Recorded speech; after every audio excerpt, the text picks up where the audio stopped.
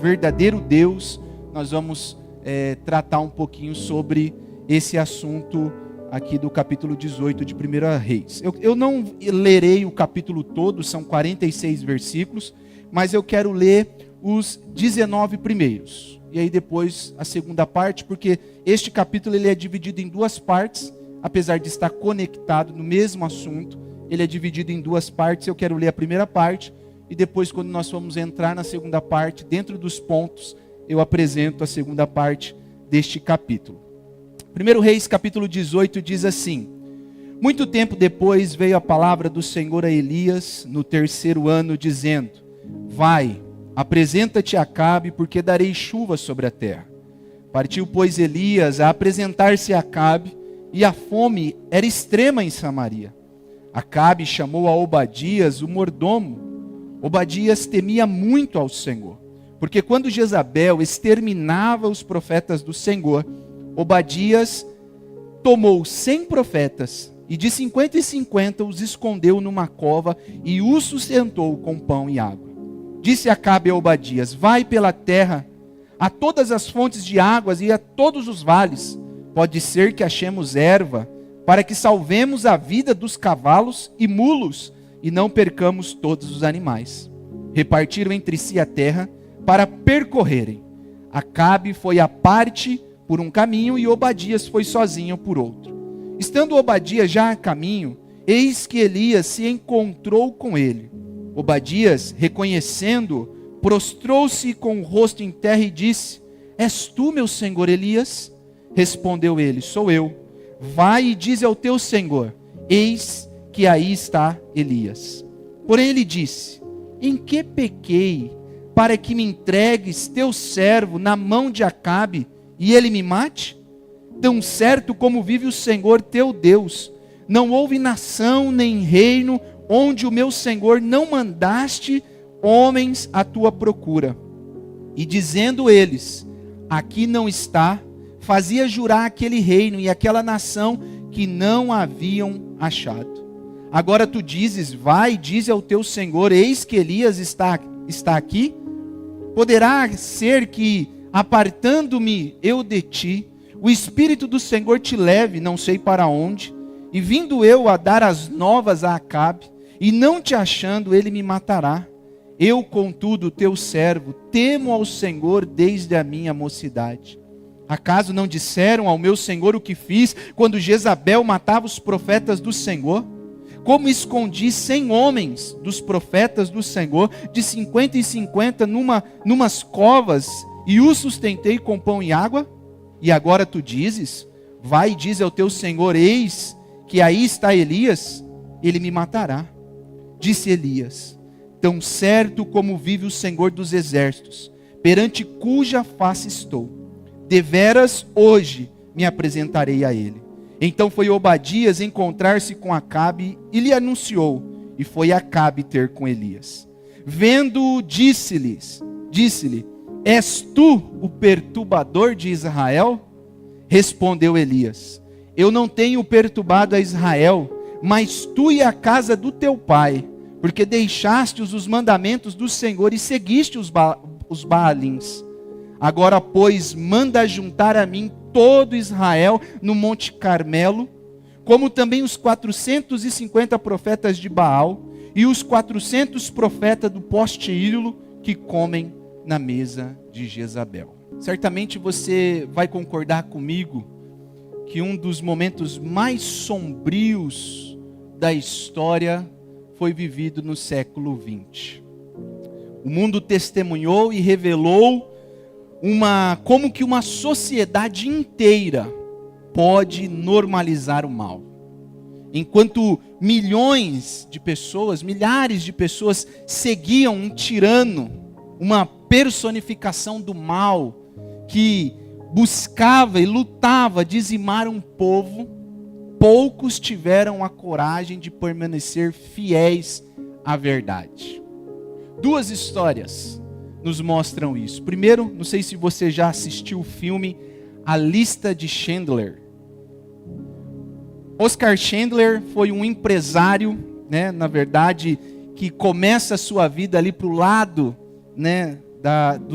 do nazismo, mas vendo todo aquele mal, ele começa a arriscar sua vida, a arriscar sua fortuna, a arriscar sua posição para salvar judeus. Segundo a história, 1000 judeus ele conseguiu salvar dos campos de extermínio. Em meio a toda aquela escuridão, havia alguém preservando vidas. Nesse mesmo contexto, nós vemos uma outra pessoa, um outro personagem, que também lutou essa luta, mas escolheu a linha de frente. Enquanto Oskar Schindler estava escondendo, trabalhando no secreto, salvando vidas, um outro homem também resolveu lutar contra este poder do mal, e este homem foi Dietrich Bonhoeffer, um pastor luterano que recusou se submeter ao regime autoritário daquela época. Ele se recusou a deixar com que a igreja fosse dominado por aquele poder. Enquanto muitos líderes religiosos estavam se acomodando e absorvendo aquele mal, este homem lutou para defender a verdade, denunciou a idolatria, permaneceu fiel às Escrituras e pagou com a sua própria vida. 2 semanas antes da guerra acabar, este homem foi executado. Por que eu estou trazendo essas 2 histórias, irmãos? Porque essas histórias nos mostram uma verdade importante. Deus nunca deixa de preservar testemunhas quando a história caminha para um lado negro, para um lado mau. Sempre existirá homens e mulheres que pela graça de Deus permanecerão firmes quando tudo ao redor parecer perdido, corrompido. Essas 2 histórias retratam exatamente o texto que nós acabamos de ler. É exatamente isso que nós vemos no texto que nós acabamos de ler. Israel estava mergulhado em uma corrupção, em uma apostasia. Você que acompanhou as primeiras exposições deste livro, dessas passagens, vai se lembrar que nós narramos um pouquinho de como Israel estava mergulhado na idolatria. E se não bastasse isso, uma idolatria que vinha desde a época dos juízes, quando chega na monarquia com Salomão, Salomão começa a fazer algumas concessões, e por conta das suas concessões o povo foi cada vez mais se corrompendo. Quando o reino então é dividido, o reino do norte permanece com os seus 20 reis. 20 reis passaram pelo reino do norte, e os 20 reis foram homens maus, homens que abandonaram ao Senhor. E se não bastasse isso, nós estamos no meio de uma história onde Acabe é o rei de Israel. Você vai se lembrar que lá no capítulo 16, no verso 33, nós lemos que Acabe foi o pior rei dos que passaram antes dele. Ele tinha normalizado tudo, ele tinha construído um templo para Baal, ele tinha substituído as imagens dos anjos e colocado bodes, ele tinha até mesmo elegido, consagrado seus próprios sacerdotes segundo a sua conveniência. E se não bastasse, ele casou com uma mulher má, uma personificação do mal, Jezabel, filha de Etbaal, que era o rei de Sidom e sacerdote também de Baal. O nome Etbaal significa Baal vive. E a grande missão de Jezabel, quando vem para Israel, é acabar com a adoração a Deus, é acabar com os profetas. E essa é a história que nós estamos, em que Elias aparece para anunciar a verdade de Deus e o julgamento de Deus sobre aquela nação. O culto a Baal estava já permeado entre a nação. O rei estava perseguindo profetas, como nós lemos aqui, matando profetas. A verdade havia aparentemente desaparecido. Mas em meio a todo esse caos, irmãos, em toda essa apostasia, esse abandono da fé, Deus estava, na verdade, trabalhando, havia escolhido homens para trabalhar, pessoas que se mantinham fiéis. Havia um Obadias dentro do palácio, escondendo profetas em cavernas. Havia um Elias que foi levantado por Deus para sozinho enfrentar centenas de falsos profetas. E mais ainda, nós veremos hoje que havia um Deus que reivindicaria a sua glória, a glória que pertence somente ao seu nome. Deus, irmãos, não negocia a sua glória com ninguém. Essa é a verdade desse texto para nós nessa noite. Deus não negocia a sua glória com ninguém. Em tempos de apostasia, de abandono da fé, quando parece, que a verdade está perdendo espaço, Deus continua trabalhando. E a pergunta que esse texto vai nos responder nessa noite é: como Deus trabalha em tempos de apostasia? Como Deus trabalha em tempos de abandono da fé verdadeira? Em primeiro lugar, irmãos, Deus trabalha preservando servos fiéis. Verso de número 3, você que está com a sua Bíblia aberta, diz assim: Acabe chamou Obadias, o mordomo. Obadias temia muito ao Senhor. Assim como Deus preservou Elias no deserto, como nós vimos nas primeiras exposições, quando ele tem que se retirar para o deserto, e lá ser sustentado por corvos, beber água da fonte, e depois Deus o manda para a terra de Sidom, a terra do inimigo, e lá levanta uma viúva que não tinha nada, ela estava prestes a fazer a sua última comida e morrer. Deus também preservou eles lá na terra de Sidom. Deus também estava preservando um homem dentro do palácio, no ambiente do inimigo. Deus havia levantado um homem fiel, temente ao Senhor. Um homem que era o braço direito de Acabe. Ele era uma pessoa de confiança. Ele estava ali, ele era o mordomo de Acabe. Pensa a responsabilidade desse homem. Imagine comigo, nós já falamos nas exposições passadas, como Acabe era mau. E juntamente com ele a sua esposa. Imagine ser mordomo de um homem como esse. Imagine você levar uma água meio que quente para esse homem tomar. Uma Coca-Cola não tão gelada. O que esse homem faria? Mas a Bíblia diz que esse Obadias, ele era mordomo. Porém, ele temia mais o Senhor. Ele era fiel ao Senhor. E é interessante, irmãos, que a leitura que nós fizemos aqui, nesses 19 primeiros versículos, nos apresenta um contraste entre esses dois personagens que aparecem agora no texto: Obadias e Acabe.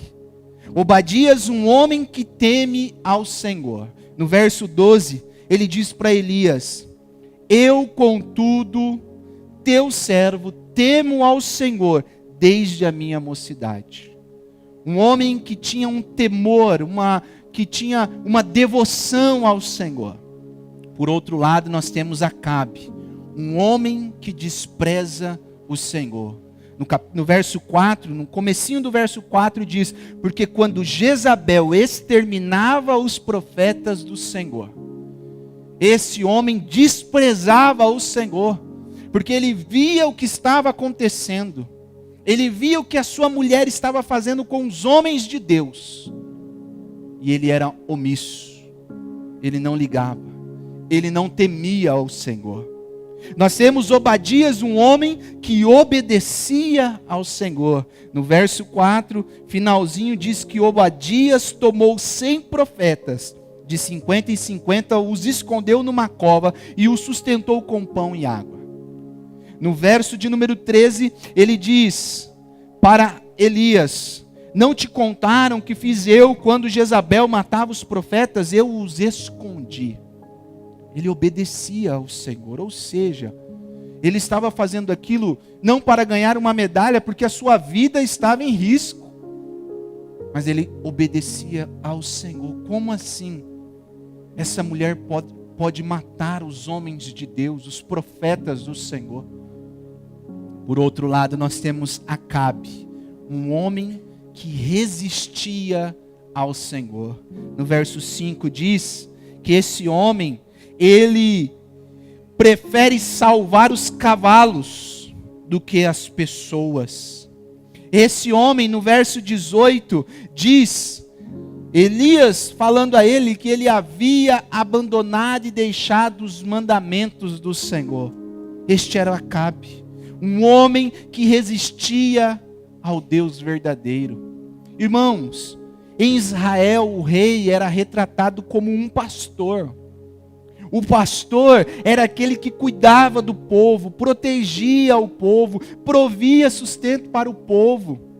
Ele estava sempre pensando no bem-estar do seu povo. Porém, Acabe, ele não era um bom pastor. O bom pastor dá a vida pelas ovelhas. Esse homem, ele estava buscando, na verdade, o seu próprio bem. Enquanto Obadias estava buscando a justiça de Deus, este homem queria a sua própria justiça. Vamos tentar salvar os cavalos, vamos achar água e comida para os animais, ou também para os profetas que comiam à sua mesa. Esse homem havia abandonado, mas Obadias estava buscando a justiça de Deus. Séculos à frente, irmãos, o grande pastor do povo de Deus, o nosso pastor, o bom pastor, nos ensinaria um princípio para servos fiéis. Busquem em primeiro lugar o reino e a justiça de Deus. Esse homem lá atrás já entendia isso, que primeiro é a justiça de Deus. Obadias estava na casa do inimigo, correndo risco de vida. É interessante que quando Elias diz para ele, vai a Acabe e diz que eu quero falar com ele. No verso 9, a primeira coisa que ele responde é, em que pequei contra o Senhor? O que eu fiz de tão errado para que o Senhor me mande ou me dê uma tarefa como essa? O Senhor não vê o quanto que Acabe te odeia? Diz aí a palavra do Senhor no verso 10, que Acabe mandou homens em todos os lugares, do reino e fora do reino, atrás de Elias, a fim de pegar ele. Então Obadias diz, por que o Senhor está fazendo isso comigo?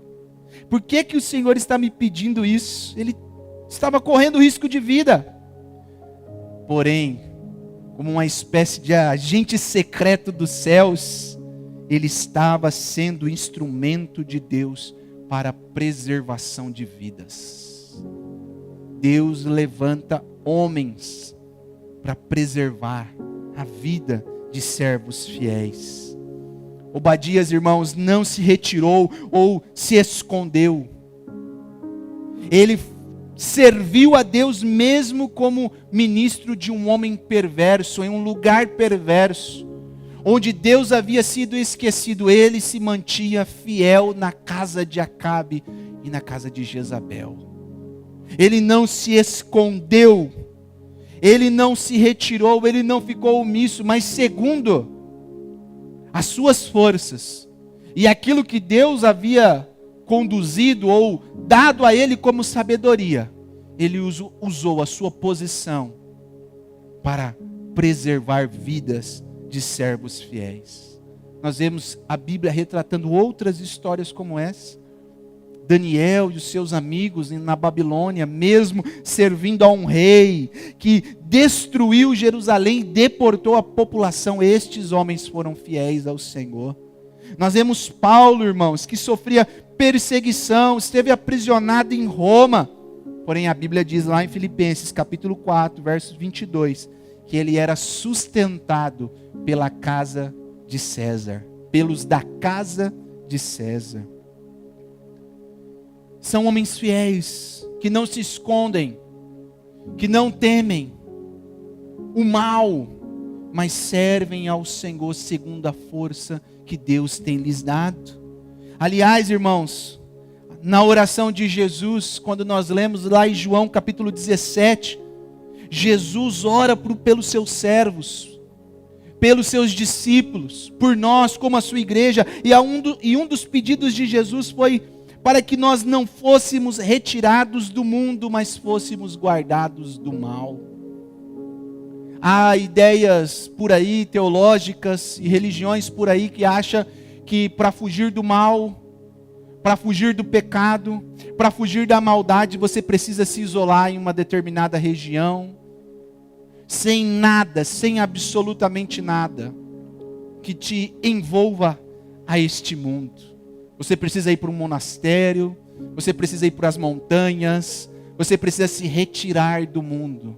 Mas irmãos, eu e você podemos ser jogados ou deixados em uma ilha deserta, sem mais ninguém.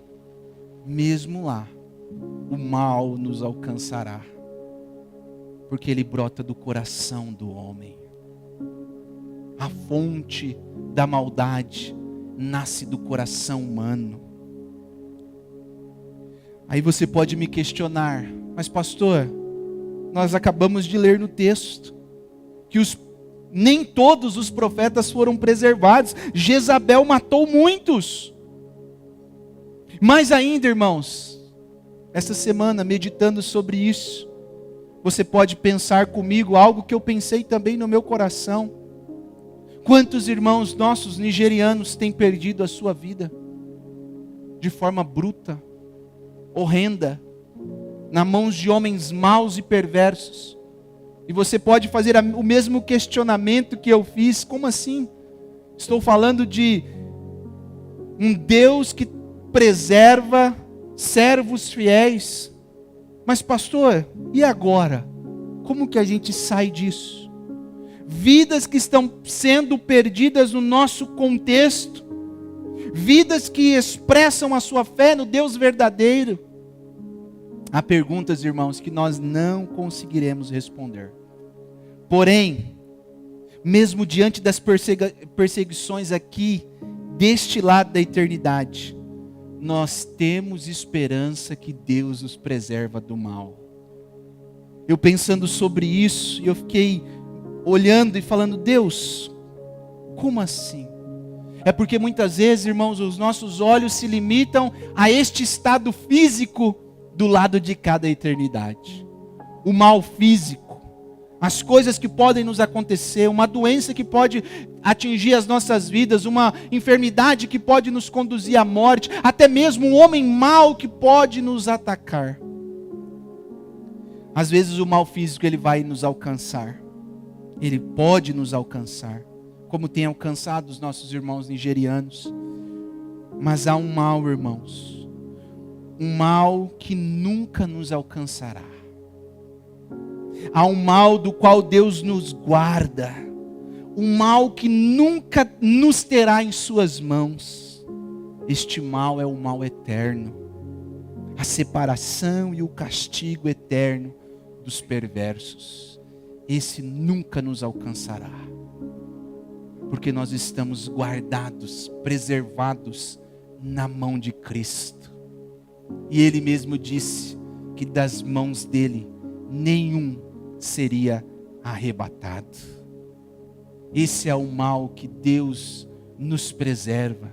Esse é o mal, irmãos, que nunca nos atingirá. Esse é o mal do qual nós somos guardados. Quando o mal físico nos abater, quando o mal físico chegar ao nosso corpo terreno, nós teremos a mesma experiência de Estevão, o primeiro mártir cristão, quando estava sendo apedrejado. Meu irmão, a dor poderia ser ruim naquele momento, mas então ele olha para os céus, e ao olhar para os céus ele diz, eu vejo os céus abertos e o Filho do Homem à direita de Deus Pai. Essa é a visão que eu e você teremos. Essa é a visão gloriosa que os nossos irmãos nigerianos tem tido, mesmo com todo esse sofrimento, e que nós oremos para que Deus intervenha nesse mal. Mas eles estão vendo Jesus Cristo à destra do Pai. Eles estão contemplando a glória do Deus, o Deus que se fez carne e habitou em nós. Porque a Bíblia fala, irmãos, Paulo nos diz: nada pode nos separar do amor de Deus que está em Cristo Jesus. Mas ainda dentro deste primeiro ponto, irmãos, eu quero dizer algo para os irmãos. A maioria de nós não perderá a vida por causa do Evangelho. Mas será que nós conseguiremos ser fiéis, pelo menos nas coisas pequenas? Essa é a reflexão. Esse é o ponto de nós nos analisarmos. Para nós analisarmos. Será que estou sendo fiel mesmo nas coisas pequenas? Deus tem te preservado, você tem sido guardado nas coisas pequenas. Mas ainda, irmãos, há um segundo ponto, e aí nós entramos agora na segunda parte desse texto. Enquanto nós vemos que em tempos de apostasia, Deus trabalha preservando os servos fiéis, em uma outra linha de frente, em tempos de apostasia, Deus trabalha usando servos fiéis. Verso de número 2 diz assim: partiu, pois, Elias a apresentar-se a Acabe, e a fome era extrema em Samaria. No verso de número 15, Elias diz: tão certo como vive o Senhor dos exércitos, perante cuja face estou, hoje me apresentarei a ele. E lá no verso de número 36, nos mostra que Elias, ele se aproximou do Senhor, ele orou ao Senhor, e Deus respondeu a sua oração. Em tempos, irmãos, de apostasia, Deus trabalha usando servos fiéis. Elias estava prestes a entrar em um combate sozinho contra o mal. Todos os poderes estavam contra ele, poderes políticos e poderes espirituais, religiosos. Mas Deus levanta esse homem. Deus encoraja esse homem a falar a verdade, a não temer pela sua própria vida. Obadias havia dito a ele: olha, Acabe está te procurando. Ele mandou homens a todos os lugares do reino, mas o que ele faz? Ele diz: tão certo como vive o meu Deus, hoje eu vou me apresentar a Acabe. Deus o encoraja, Deus o capacita. Eu não sei se você viu no versículo 17, como é interessante, quando ele encontra com Acabe, a primeira coisa que Acabe diz a ele é a seguinte: é você então o perturbador de Israel? Esse homem cheio do Espírito Santo, o Espírito de Deus, ele dá uma resposta, irmãos. Olha só a resposta que esse homem dá: eu não, você e a casa do teu pai, que tem perturbado, tem sido perturbadores de Israel, porque vocês abandonaram os mandamentos do Senhor. Olha a ousadia desse homem, irmãos. Quando eu li esse texto, eu falei: rapaz, como Deus levanta homens fiéis para falar a verdade, quando a verdade está sendo relativizada, quando a verdade está sendo pulverizada.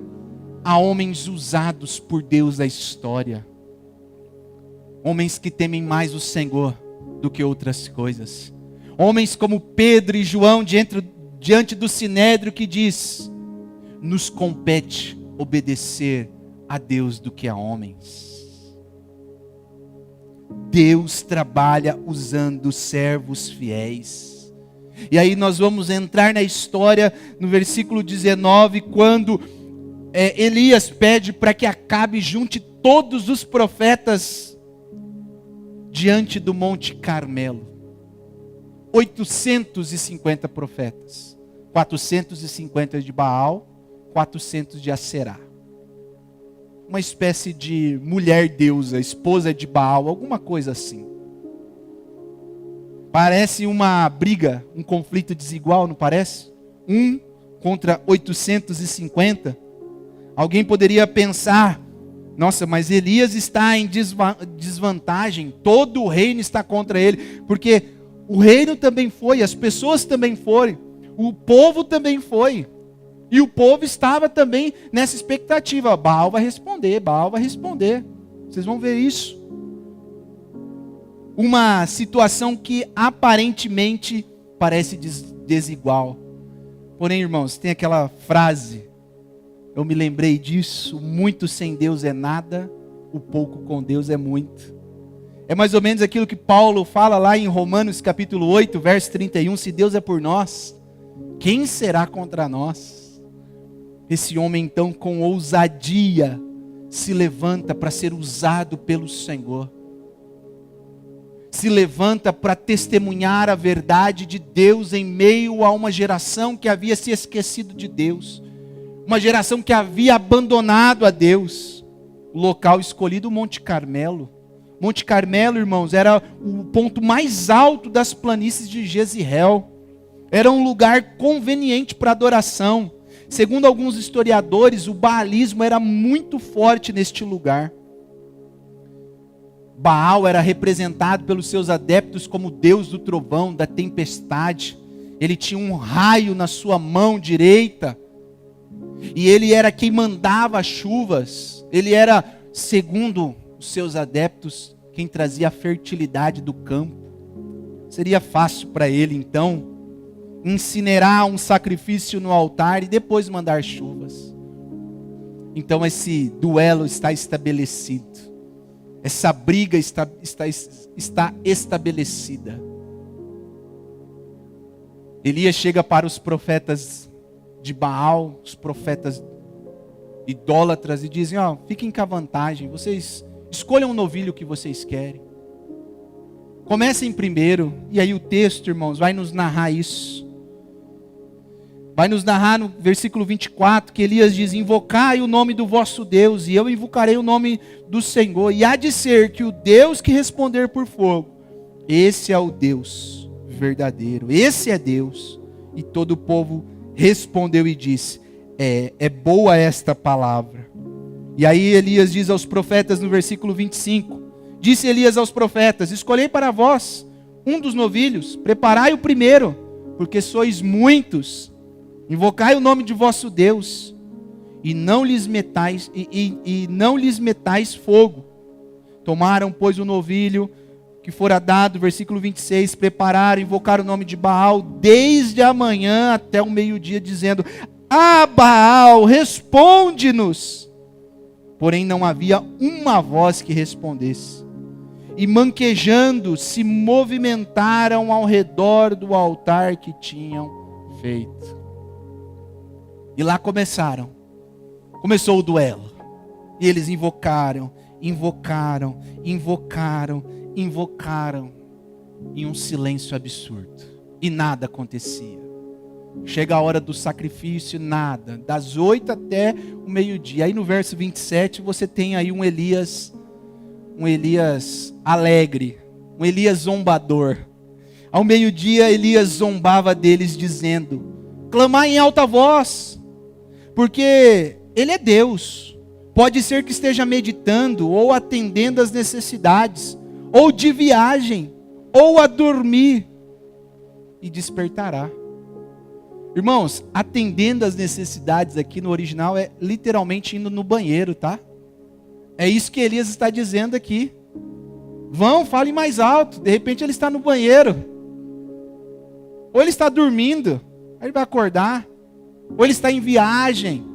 E versículo 28 diz que eles clamavam em altas vozes.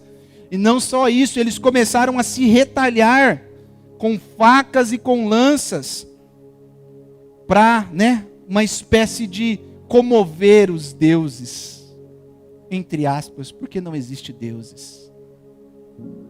Salmos vai dizer que os ídolos têm boca, mas não falam, têm mãos, mas não apalpam, têm ouvidos, mas não ouvem.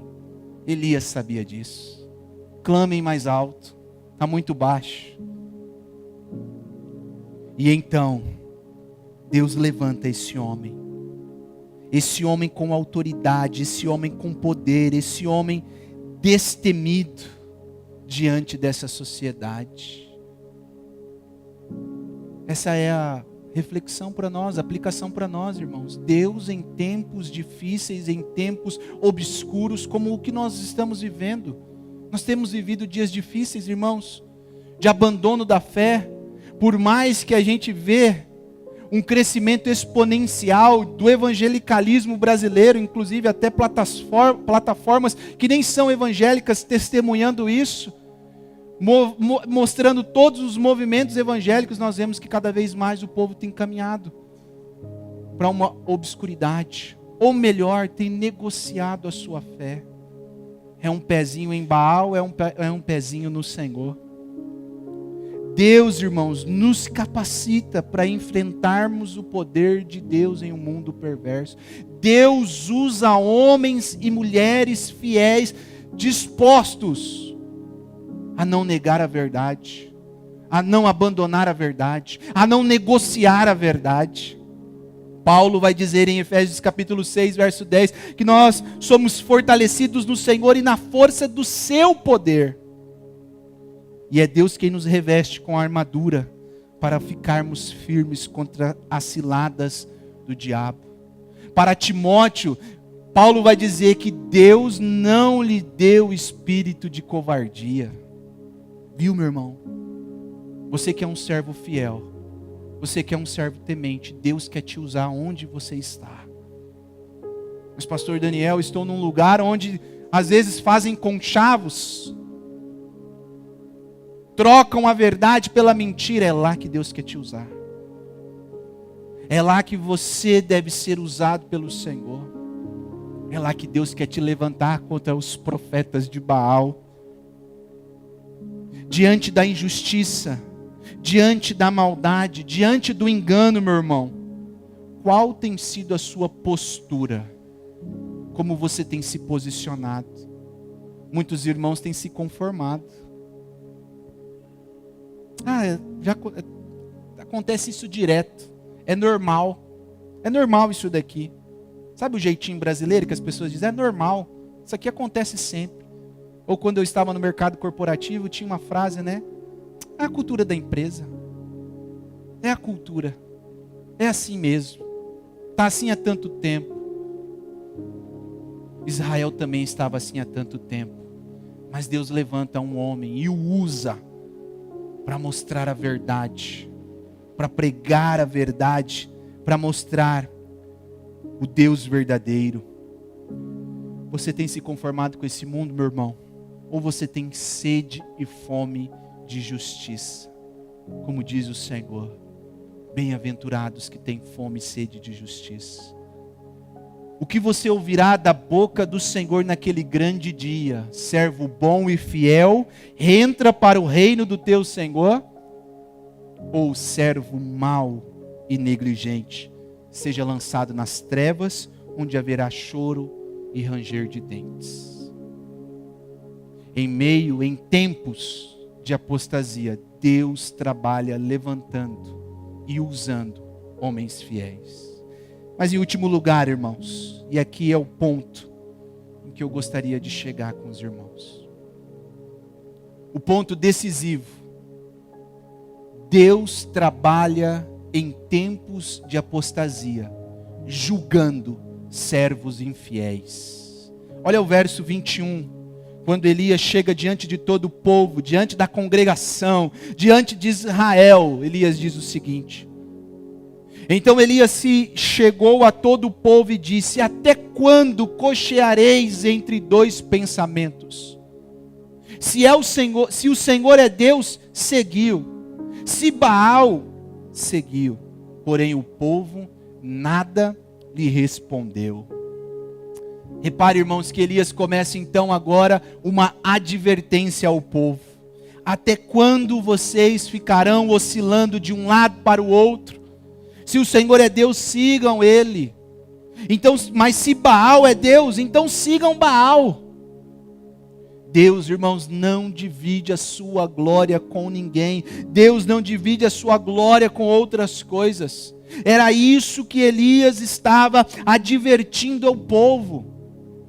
Elias sabia que o grande problema de Israel não era só a idolatria, mas era a tentativa que o povo tinha de conciliar a adoração ao Deus verdadeiro com outros deuses, com falsos deuses. O povo, desde a época dos juízes, veio oscilando, veio coxeando. Coxear aqui é de coxo. Eles vinham mancando. Uma hora ia para o Senhor, uma hora ia para os ídolos. Uma hora ia para o Senhor, uma hora ia para os ídolos. Eles estavam meio que numa aposta. Quem que vai nos socorrer primeiro? Quem que vai nos ajudar primeiro? Quem que vai nos atender primeiro? E Elias estava dizendo: olha, não sejam assim. Até quando vocês vão coxear em dois pensamentos? Se Deus é Deus, então sigam Ele. Mas se é Baal, vão para Baal. Porque Deus não negocia a sua glória com ninguém. Esse era o fundamento, irmãos, dos mandamentos, da relação de Deus com o povo. Êxodo capítulo 20, os 10 mandamentos. O primeiro mandamento é: não terás outros deuses diante de mim. Não farás imagens para adorá-la. Essa era a ideia de que veio carregando o povo. Deus não negocia. Porque, aliás, não existe outros deuses. Só há um Deus único e verdadeiro, Criador dos céus e da terra. Mas esse povo estava oscilando a sua fé. Esse povo estava buscando quem que me dá mais, quem que me atende melhor, quem que pode me socorrer nessa hora. Quando Elias adverte o povo, é como se ele estivesse chamando o povo novamente ao Shema. O Shema era uma espécie de confissão de fé do povo de Israel. Eles recitavam de manhã, de tarde, de noite. Deuteronômio capítulo 6, verso 4 e 5. Ouve, ó Israel, o Senhor nosso Deus é o único Senhor. Amarás, pois, o Senhor teu Deus de todo o coração. Isso era recitado de manhã, de tarde, de noite. Mas esse povo abandonou ao Senhor. Então Elias se levanta e mostra a eles: Deus não negocia.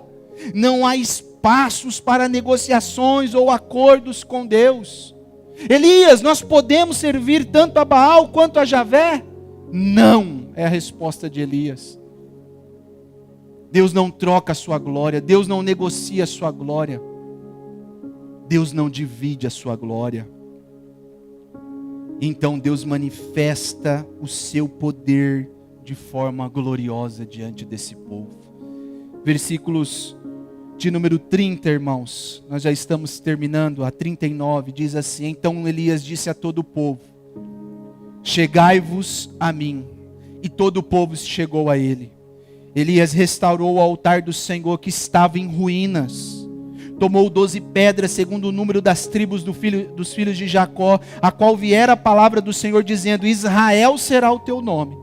Com aquelas pedras edificou o altar em nome do Senhor. Depois fez um rego em redor do altar tão grande, como para semear 2 medidas de semente. Então armou a lenha, dividiu o novilho em pedaços, pô-lo sobre a lenha, e disse: enchei de água 4 cântaros e derramai sobre o holocausto e sobre a lenha. Disse ainda: fazei uma segunda vez, e o fizeram. Fazei uma terceira vez, e o fizeram. De maneira que a água corria sobre o altar e encheu todo o rego.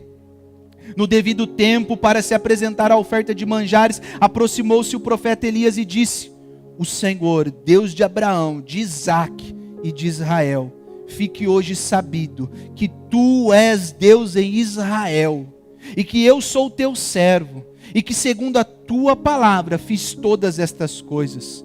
Responde-me, Senhor, responde-me, para que este povo saiba que tu és o Senhor, tu és Deus, e que a ti fizeste retroceder o coração deles. Então caiu fogo do Senhor e consumiu o holocausto e a lenha e as pedras e a terra, e ainda lambeu a água que estava no rego. O que vendo todo o povo caiu com o rosto em terra e disse: o Senhor é Deus. O Senhor é Deus. Disse Elias: lançai mão dos profetas de Baal, que nenhum deles escape. Lançaram mão deles. Elias os fez descer ao ribeiro de Quizon, e ali os matou. Então Deus agora, irmãos, julga servos infiéis, julga apóstatas, julga homens que blasfemam contra o nome dele. Ele mostra o seu poder, a grandiosidade é tamanha, que Elias faz um córrego em volta do altar. Ele manda jogar água, e assim, é interessante, né? No momento em que o verso 1 diz que Samaria estava em extrema fome, extrema necessidade. Na verdade o verso 2, a fome era extrema em Samaria, e a água também, porque Acabe foi procurar água, ele manda jogar água em cima da lenha. E quando o fogo do Senhor desce, consome tudo, não fica nada, não fica pedra, não fica água, tudo seca. O povo lança-se sobre o chão e reconhece que só Deus é o Senhor. Deus responde à oração de um homem fiel, de um homem que se levanta diante de uma nação corrompida, de um homem que se levanta diante de uma nação perversa, de um homem que se levanta diante de uma nação que havia abandonado os princípios e a fé, e mostra o poder de Deus. E depois desse confronto, aquele povo reconhece, e aqueles homens são julgados. Aqueles homens são julgados. O pecado de Israel, irmãos, não foi abandonar completamente o Senhor, foi tentar acrescentar Baal à sua devoção. Essa continua sendo a tentação que os nossos corações enfrentam nos nossos dias. Essa tentação sutil de Satanás, de nós negociarmos a glória que é devida a Deus com outras coisas. Muitas vezes nós não negamos a Cristo com os nossos lábios, mas nós dividimos o coração entre Cristo e os ídolos. O sucesso a qualquer custo, o dinheiro, o prazer, a aprovação das pessoas, o poder. Muitas vezes nós dividimos a glória que é somente de Deus com até outras coisas que parecem inofensivas, sutis. Hoje pela manhã o pastor Luciano deu um exemplo que eu falei, esse eu vou falar. Quando pessoas que se dizem cristãs têm um budinha lá na casa dela, dentro de um pratinho cheio de moeda para trazer prosperidade.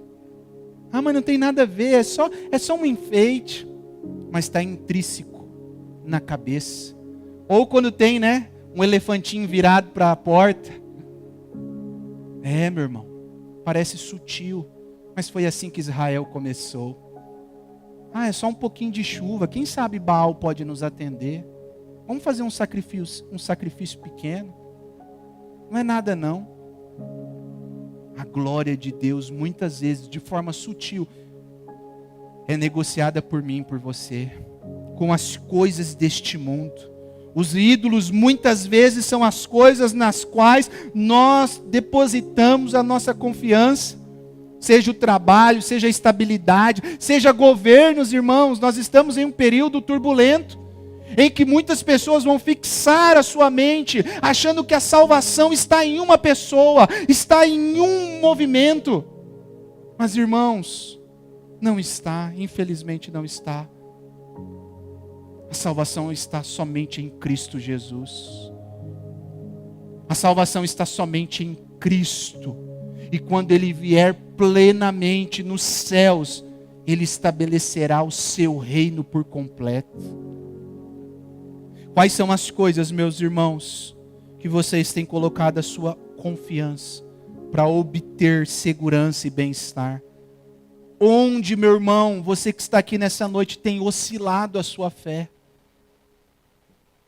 Onde você tem lançado a sua fé? Quando nós olhamos para este texto, irmãos, à luz da Bíblia, nós vemos que o confronto de Elias com os profetas de Baal foi apenas, na verdade, uma representação, uma pequena representação da grande batalha em que Deus mesmo virá e intervirá na história. Deus, naquele grande dia, quando Cristo voltar, Ele reivindicará a sua glória. Ele aniquilará toda a idolatria do mundo. No novo Israel não há lugar para idolatria. A derrota completa do mal e de tudo que se opõe a Deus é parte final e é o objetivo final de Deus para a história redentiva. Só um nome será glorificado, só um nome será exaltado. Nós temos um Deus, irmãos, que trabalha em tempos sombrios. Nós não estamos jogados ao acaso, muito menos nós não cremos no deísmo, onde vem um Deus aqui, constrói as coisas e vai embora e deixa cada um seguir a sua vida. Não, meus irmãos. Nós temos um Deus que através da sua providência controla todas as coisas, mesmo as ruins. E em tempos de escuridão e abandono da fé, Deus preserva aqueles que são seus. Deus capacita e usa com poder os servos fiéis para anunciar o seu nome. E Deus também um dia manifestará a sua glória por inteiro. Quando nós vemos esta batalha no Monte Carmelo, irmãos, nós observamos e podemos ver que ele aponta para um outro monte. Um monte muito à frente. O Monte do Calvário. No Calvário, nosso Senhor Jesus, o último e maior profeta, também iria enfrentar uma batalha sozinho. No Carmelo, o fogo do juízo caiu sobre o sacrifício. No Calvário, irmãos, o fogo da ira santa de Deus caiu sobre o seu próprio Filho. No Calvário, o sacrifício de Jesus não foi para que nós soubéssemos que existe um Deus, mas como o pastor pregou hoje pela manhã, foi para que nós fôssemos reconciliados com Deus. Irmãos, esse sacrifício no Calvário foi maior, foi melhor, porque através dele o sacrifício, o apresentador do sacrifício, o profeta que apresenta o sacrifício, é o próprio sacrifício. E ele se apresentou por mim e por você, para que eu e você fôssemos chamados filhos de Deus. O mesmo Deus que enviou fogo no Carmelo é o Deus que em Cristo oferece graça e perdão para homens e mulheres indignos como eu e como você, irmãos. É o Deus que abre a oportunidade da graça. É o Deus que, como o pastor falou, nos justifica pelo seu Filho amado, apresentado no alto do Calvário. Mas esse Deus também é um Deus de juízo. E saiba disso, meu irmão. Um dia Cristo voltará para consumar tudo aquilo que Elias apenas antecipou. Ele julgará toda idolatria, destruirá definitivamente o mal e estabelecerá o seu reino eterno. E nós vivemos com essa esperança. Vivemos com a esperança de um dia ver todo o joelho se dobrar e toda a língua confessar que Jesus Cristo é o Senhor. Jesus Cristo é o Senhor. Jesus Cristo é o Senhor. Todo joelho desta terra terá que dizer isso. Até esse dia chegar, meu irmão, eu encerro deixando uma pergunta nessa noite para você. Até quando você ficará oscilando de um lado para o outro? Se Jesus é o seu Senhor, então nessa noite, meu irmão, tome a sua cruz, negue a si mesmo e siga-o. Mas se Baal é o teu Senhor, então siga Baal. Amém?